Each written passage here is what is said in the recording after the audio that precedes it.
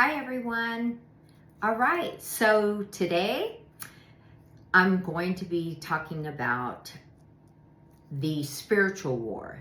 This is what most people are saying, the actual spiritual war, but it's about light versus dark. And then I'm going to be talking about free will, karma, and awakening.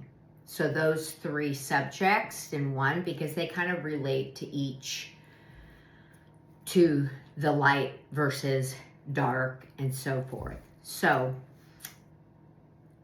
let's go ahead. All right, so we're in a spiritual war, which is a light versus dark. And this is how I look at it. The truth is hidden in so many different areas. I mean, you have to look for it, but it is out there and it's hidden all over earth. So, I mean, you can even say media to schools to government and what have you, but it is there. And there is the reason why I'm even bringing this up, I should actually say why I'm bringing it up, because I see that it's affecting people. And the only way to not be affected by it, by this, and I'm talking about the darker side. I like to always say the unlight, but I mean, people won't know what that means. So light and unlight, or light versus dark. So I'll just say, I guess I'll just say dark so it doesn't get people mixed up. So you have to awaken and you have to remember who you are. This is one of the most important aspects of being aware. You have to become aware of this. And this is why we're here, is to remember who we are. And stepping into the responsibility to first take care of your thoughts, your emotions, and your feelings, because those drive a lot of your awareness, whether you're aware or you're not. And then also being responsible to deliver love, courage, and strength. And in this talk too, I want to share why we chose to incarnate on earth. The truth about karma and rebirth, how free will and dark forces work, why light forces you must invite in. They're just not going to come in. You have to know the difference. You know, you want to invite the lightness, the brightness into your life, and you have to invite that in. And then the role of love, courage, and awakening on a spiritual evolution. And this is really all about remembering who you are and taking the responsibility, like I said before, of yourself, of your actual stableness in this world. Because this is why you came. You didn't come to run, well, maybe some people want to run wild, but you really came to have an experience, but also to harness goodness. So, remembering who you are before you came. Okay, why we chose Earth. Each of us chooses to incarnate. Everything is a choice. Everything. Being born this way, some people say, you know, I was born this way, which is a choice made before birth. Yes, we set tasks for ourselves before birth, So we have an idea, and we want to incarnate to experience something. So then we set a task to do that. And the traditional beliefs, a lot of people say that, you know, you want to escape the cycle of rebirth, but that doesn't make sense.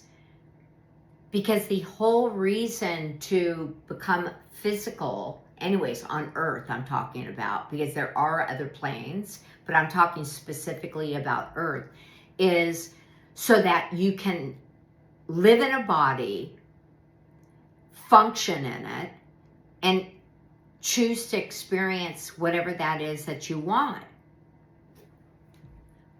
And a lot of people talk about the incarnation, you know, is a trap. But that's false as well. It's not a trap. I mean, then you're looking at the world as violent, and I mean, every move that you make is, you know, wrong. You can't look at it like that.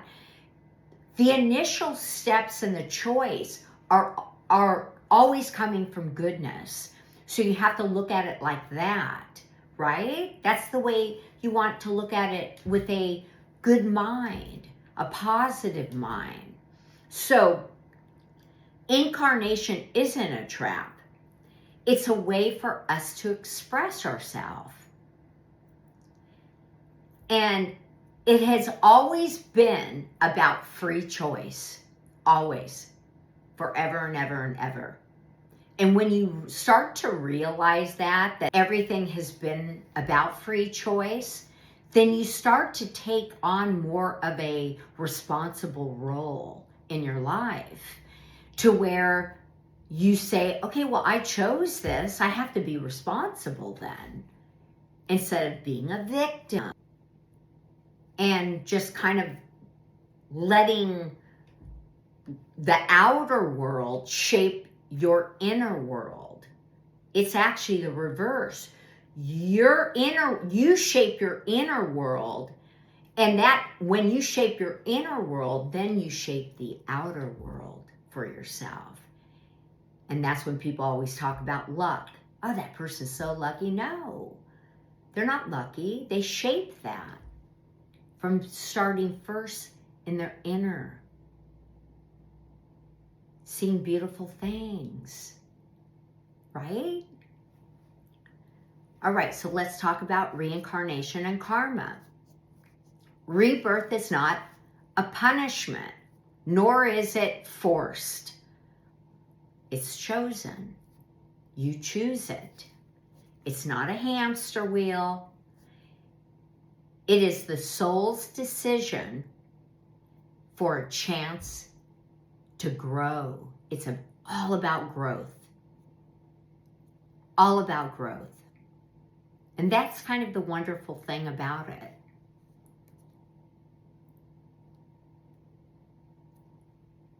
And then karma isn't negative. Karma isn't a punishment. It's not. Man made that up. It's an energetic reflection. That's all that it is. So it simply reflects back to you what you send out, because life is a mirror, right? So karma can be positive too. Think of it like that. So if you're sending out good vibes and happy thoughts and action that is right and good and kind and loving, that's just going to circle back to you. And you don't gossip, and you don't look at people and try to get them or whatever, you know? You don't go that route. That route is no, okay? It's the other route where, you know what? Yes, if somebody does you wrong, I mean, it's not, you know, I'm not saying you put up with it, you have to walk away from it, but if somebody does you wrong, I mean, I've gotten in a habit, because I used to get very angry. Like, I would say, why would they do that? Like, what in God's name how would they even think of doing that? And I would be upset for like a day or two over it. And now somebody told me this. They said, you know what, instead of getting angry, one of my friends in Sweden, who I've known since I was working in the fashion industry when I was in my 20s, early 20s. And we've been friends since. And she says, instead of getting angry, say a blessing. This was, years ago she told me this. And doesn't mean that I haven't gotten mad and reverted back, because sometimes we go forward and then we go backwards and we go forward and we go backwards until we put it in concrete and we say, we're not going to do that. We're not going to play that back and forth game. And then you start to do the blessings every time. And when you say a blessing, it works, because it's a two-way mirror. And while you're blessing them and saying, a little prayer, at the same time, you are not absorbing the negativity from that individual. So, love brings love. Darkness brings darkness. We are mirrors. What you send out returns. And once incarnation no longer serves the individual, then we stop incarnating. That's how it works. Because we always choose. So see the logic? And some people, oh no, you're going to come back because your karma. No, it doesn't work like that. That's such a mean way of looking at things, right? It's not positive. It's a kind of a dog eat dog. You think that the universe is, God thinks that way, and it's just a big mad cycle of chaos. I mean, sometimes on earth it feels that way, and I get that, because I think, good Lord, good God, like, how is this happening, right? We just keep circling war, and it's weird. It's just like, good Lord. I know some people say sometimes, there's a time for war. So once incarnation, once we serve everything, then we choose not to come back. And a lot of that happens to be while you're living here on earth, you remember who you are. Because forgetfulness is part of the design that was created on earth. You're born, and then so many things are thrown as far as narrative and what have you at you, that then you lose the capacity to remember your past life, right? So it's designed that way. And the biggest thing is when you realize that, because throughout your life, you're always asking, who am I really? I'm not this job. I'm not this, person. I'm not, the car I drive. I'm not the house I live in. I'm not, the person I'm married to, and blah, blah, blah. So you start to ask, then who am I? And then you remember from that point. So you always want to be asking, who am I? Because remembering yourself will accelerate your evolution.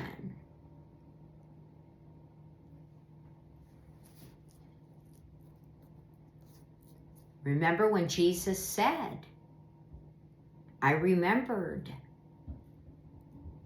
He remembered his mission and his past lives. And he started to tell those stories in inner circles. And they didn't like that. So when you start remembering why Atlantis sunk to the bottom, like I have remembered, you start looking at life a lot different. And you start to realize, my God, I've forgotten so much. Because once again, our DNA is being tinkered with, which is connected to being aware with our consciousness. People don't tie that in together, but it's true. Our consciousness works when our DNA is sharp. We have our 12 strands, but we don't have 12 strands anymore. They've tinkered with that as well. And so then you have to really focus on remembering, and I'm not saying you beat your head against the wall to, but you just start to ask questions like, who am I really? And that'll make you more aware. Then you might see something or you might read something and you go, oh my gosh. And it kind of like you have this like spark kind of where you say, oh my God. And then you, right when that spark hits, then you start saying, well, what does that mean? Like, what does that have something to do with me? And then it starts to go like that.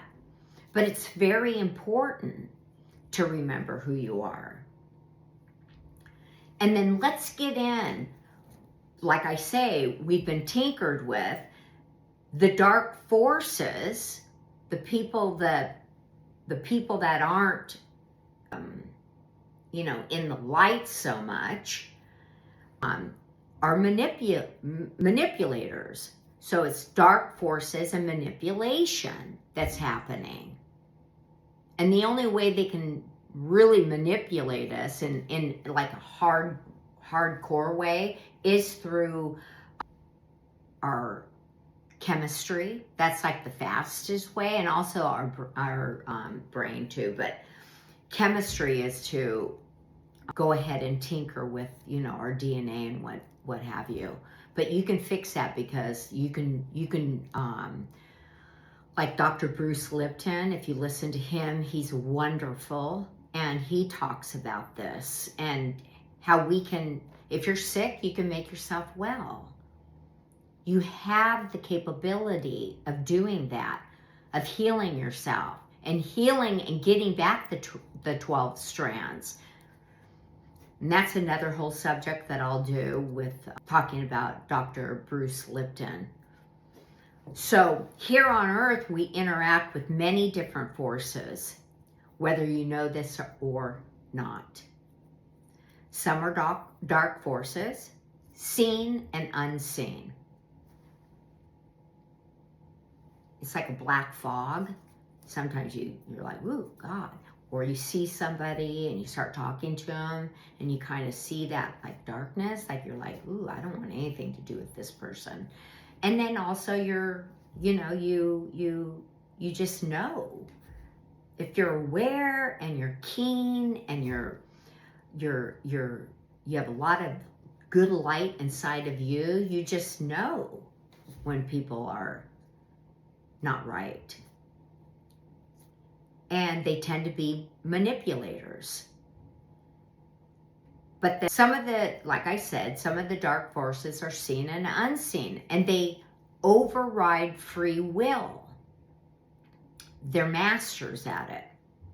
Incredible masters at it. And some of those ways are through war, corruption, lies, and cruelty. This manipulation, it works when people don't know it's happening. And most just go along.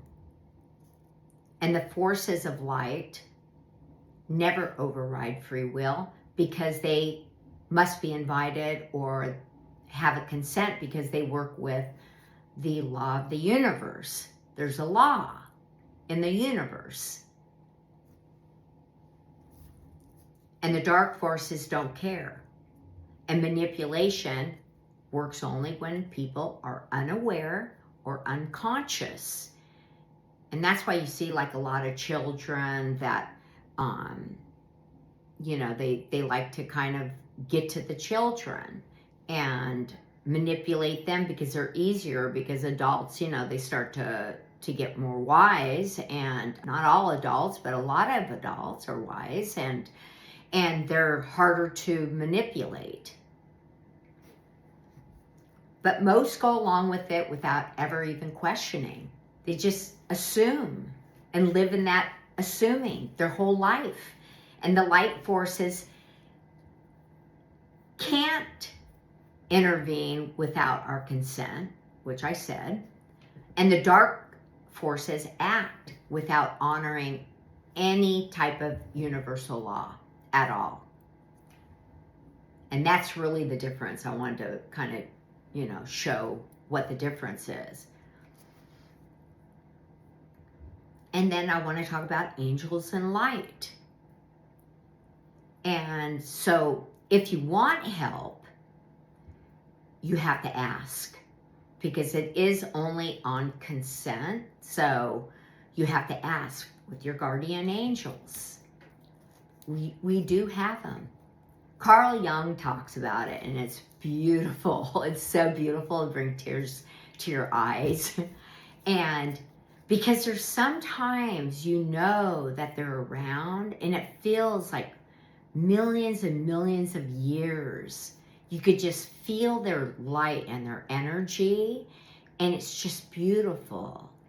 And he has this story. I'll have to get it, and I'll have to read it online, but it's so beautiful. And this is, and guardian angels are real, but our ancestors walk with us as well, because we have photons within our body, and they did too. And they never die. It's light, and it's a reflection, and it reflects all, it's a fractal all over the earth. So you connect with them, your guardian angels and your ancestors, through the field of creation. So why wouldn't you want to call them in? And when you invite the light in, they answer.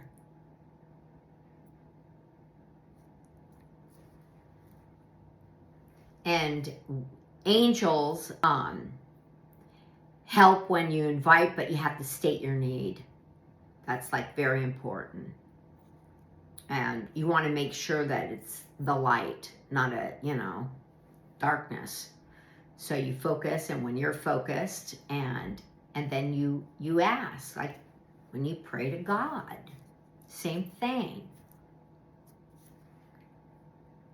So with the closing, I want to kind of repeat the difference that life or light forces respect the free will. So remember that. And dark forces manipulate without consent.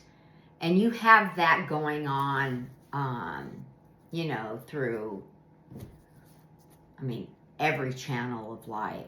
The manipulation of content, narrative, you know, the screen, TV, computers, now AI, and they do some manipulation. So you have to be aware of this. You have to awaken to the responsibility and choose consciously.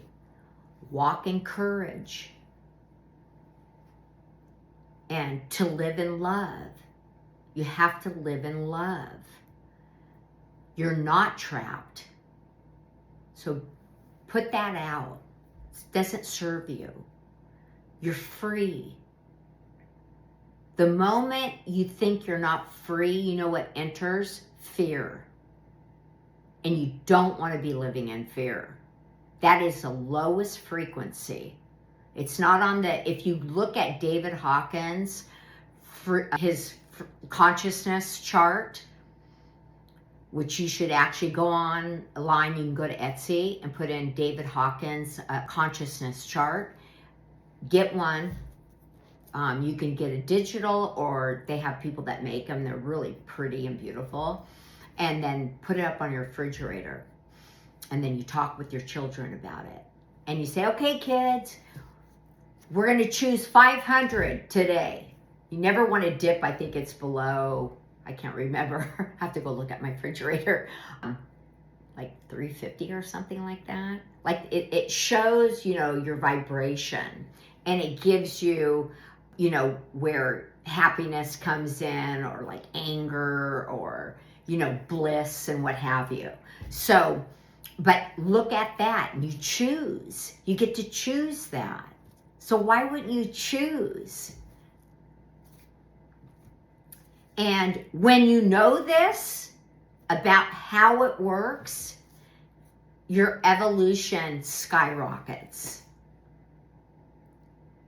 And you won't have as many ups and downs. So that's it for today. You're never alone, ever. You're never alone. And God bless, and then I'll see you at the next video. Thank you.